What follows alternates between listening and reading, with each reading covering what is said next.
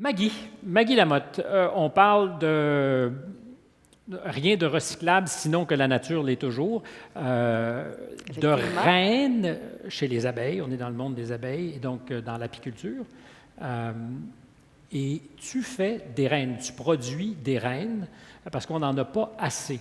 Et une statistique qui m'a vraiment aussi, encore une fois, surpris, c'est au Québec, chaque année, on a besoin de 260 000 reines abeilles.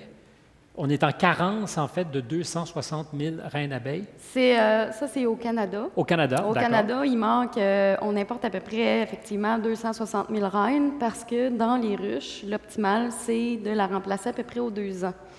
La reine, c'est une abeille qui vit évidemment plus longtemps que les ouvrières. La reine pourrait vivre jusqu'à 5 ans. Par contre, vu sa longévité, c'est elle qui est en contact le plus longtemps avec toutes sortes de contaminants qui peuvent entrer dans la ruche. On parle, par exemple, de pesticides, de traitements, tout ça. Donc, l'optimal pour l'apiculteur, c'est vraiment d'arriver puis de la remplacer aux 2 ans. Le cheptel canadien est d'à peu près 700 000 reines abeilles. Et donc, si on remplace la moitié de ces reines-là, on parle peut-être justement là, d'un 300 000 reines. Puis ça, c'est sans compter qu'à chaque année, il y a un pourcentage de mortalité qui peut quand même être élevé. Vous voyez, en Alberta, l'hiver dernier, on a perdu 40 des ruches là-bas. Des ruches qui sont mortes. C'est extrêmement élevé, là. Alors, pour le profane que je suis, puis j'imagine qu'il y a bien du monde dans la salle qui ne savent pas comment on produit des reines. Vous avez des pouponnières à reines. Comment vous faites ça? Bien, dans le fond, lorsque la reine pond un œuf, c'est un œuf soit de mâle, soit de femelle. L'œuf mâle n'est pas fécondé. L'œuf femelle est fécondé par la reine parce qu'elle a une spermathèque où elle va garder des millions de spermatozoïdes parce qu'elle se fait féconder seulement une fois dans sa vie, en moyenne par 13 fourbourdons.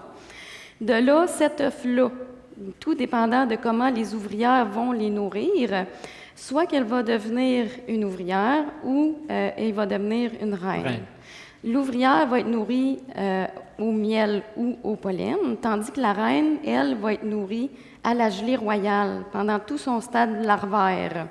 De là, nous, on ramasse cette petite larve-là, puis on la met dans une cellule royale, une cupule spéciale. Puis, je m'amuse à dire qu'on casse le bras de l'instinct des abeilles.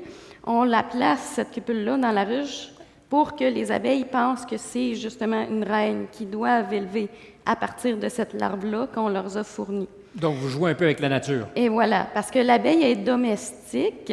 Par contre, c'est nous qui s'adaptent à ses instincts. Combien de reines produisez-vous par année?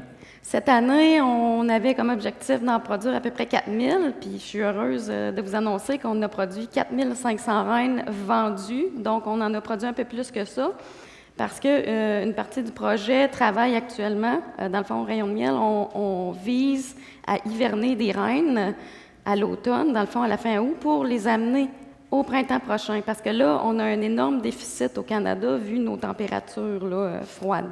Et est-ce qu'il y a un avantage à ce qu'on élève nos propres reines par rapport à importer des reines abeilles? Oui, parce que la majorité des reines qu'on importe actuellement viennent de la Californie. La Californie essaie d'utiliser en partie notre génétique canadienne, mais là, depuis 2019, la frontière est fermée entre le Canada et les États-Unis. On ne peut plus envoyer de reines, donc avec la génétique canadienne, en Californie pour qu'ils puissent greffer à partir de ça et nous renvoyer des filles qui se sont accouplées avec des faux-bourdons de la Californie. On s'entend. C'est une danse amoureuse que j'avais jamais imaginée. Mais on s'entend, toi puis moi, qu'il n'y a comme pas d'hiver en Californie comparativement à nous au Québec. Là. C'est clair que si on a un choix, si on veut choisir son hiver, la Californie, ça bat l'hiver québécois. Oui, effectivement. Donc, au Québec, actuellement, on a quand même vraiment un très grand manque de reines parce que on a à peu près, ces temps-ci, ça varie à peu près entre 50 et 60 000 ruches au Québec. On remplace la moitié. Plus les mortalités qu'on subit à toutes les années par différentes conséquences d'épandage de pesticides, de varroa, de maladies, tout ça. Là. Je sens qu'on pourrait parler des heures durant. On pourrait butiner ensemble autour de la question des reines parce que c'est un monde passionnant. Oui. Est-ce qu'il y a velléité, ambition de faire un business de ça et vraiment de devenir productrice de reines à terme? Oui, dans le fond, moi, je suis actuellement productrice agricole. C'est la ferme fonctionne. Je suis avec l'Union des producteurs agricoles. Et donc, on est en croissance partie pour accoucher de quelques reines au cours des prochaines années? Idéalement, on aimerait se rendre à peu près un 600 ruches. On aimerait produire annuellement 6000 reines. Une fois qu'on va être rendu là, ben, on se rajustera en fonction là, des employés, de l'espace qu'on a et tout ça. Là. On est à peu près à 500. On finit l'été avec à peu près 500 têtes, 380 quelques ruches là, cette année. Pas beaucoup de familles royales qui peuvent se dire on produit 6000 reines par année, ça c'est clair.